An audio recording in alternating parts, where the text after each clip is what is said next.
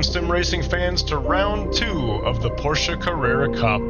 We leave New York behind as we head to the Isle Notre Dame on the St. Lawrence River in Montreal, Canada. Circuit GILLES Villeneuve. We race around the 4.3 kilometers, just over 22 laps, over the next 40 minutes. If you'd like to see our trip from Watkins Glen to Montreal, be sure to head over to Minnesota Sports Fans channel, and you can see the flight there as part of our Airways to Raceways series. Now, let's get on to the race. After an excellent bit of qualifying, we were able to slide into pole position for the first time this season, hoping to turn our luck around and score some major points in Canada. The sun is starting to set as we begin race 1 of the second round. Green, let's go, let's go. Yeah, I'm on right side. With 5 green lights, we are underway here officially in Canada. As we enter turn 1, Adam Knight trying to make an early move for overtake. Going underneath the bridge there and again into turn 2. They're followed closely by Craig Burlow, then Elenas. As they head into it, it's a rather clean getaway for all the way down the field as the pack starts to enter the first chicane.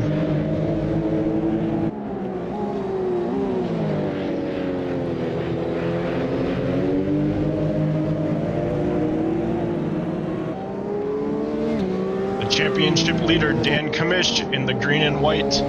Porsche has a lot of ground to make up this race after qualifying 7th. He was able to come away with a full 40 points last round, and we'll have to see if he can make his way up the field again.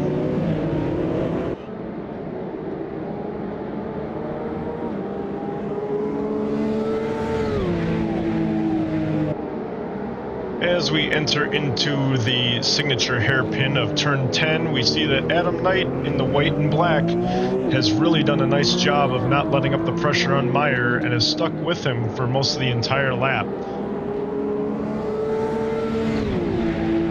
As the pack heads down the final back straight here towards the final chicane to end lap 1, you'll notice that there's not a whole lot of changing in position going on, and even though there are a lot of close battles going on at the same time, it's just that the cars haven't yet warmed up their tires, and so they just don't have the grip to be able to make some of those moves that they really want to get done. So it might take a lap or 2 before we finally get to see some changes in the order.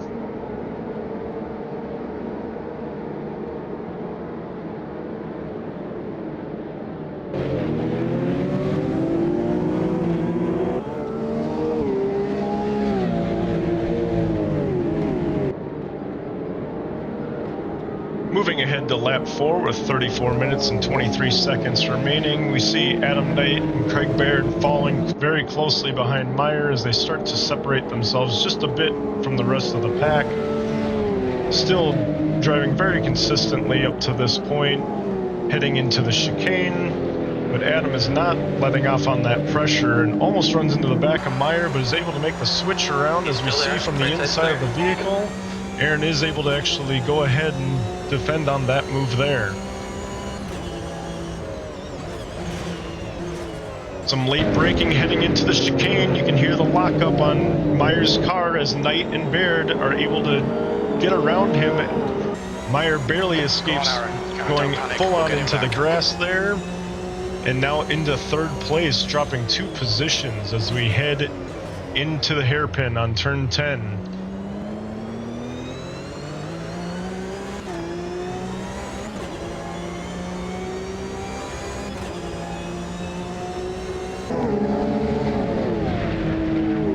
Heading into lap 5 with 32.58 remaining, heading into the hairpin of turn 10, Aaron squeaks by the inside on Craig Baird and is able to move all the way up into 2nd place. And tell me if you've seen this move before now on lap 6. Is he able to get the move done on Adam Knight? Yes, just a bit. He's able to actually go ahead and, as you can see, it actually ends up causing Adam to lose control a bit and runs his car into the side of the wall as Aaron makes a getaway and goes back down that back straight. Jumping ahead to lap 14 with 16 minutes remaining left in the race. See, Aaron is making some pretty good progress and even starting to gain just about 2 seconds up on Craig Baird, who's in second, followed by Adam Knight and Burlow right behind in fourth. But as Aaron comes around the corner, all of a sudden loses the back end of the car and spins around, hitting that front wall. And you can see as he approaches here the damage done to the front right of the vehicle, which is causing him way to slow down. Let's take a look at the replay. As you can see, he's just too quick on the throttle, going around it, and completely loses the back end. Luckily doesn't get clipped by Craig Baird from behind, but now he's definitely got suspension damage on the front right, not to mention the aero damage, as you can see in his hood there. It's going to severely impact his race now. Unfortunately, we just are unlucky with the amount of spins and stuff that we get, and then do a super aggressive move and end up running right into Loudness on the back. And as we see Kamish coming up right behind us here as well, they're just trying to all make some room for each other, as Meyer again making another aggressive move, trying to block off him as he goes down that main straight, up and over the curb as well.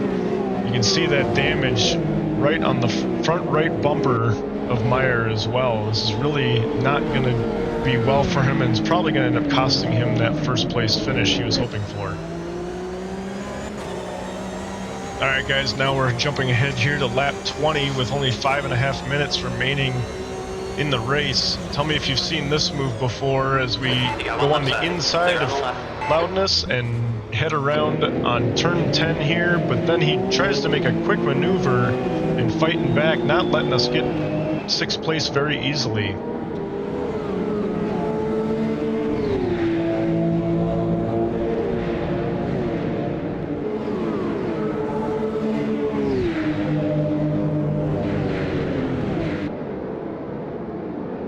As we finish the 20th lap and we get some nice aerial views here of the St. Lawrence River as the sun continues to set.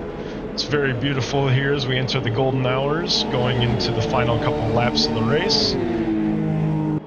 Gives us a very nice view to look at.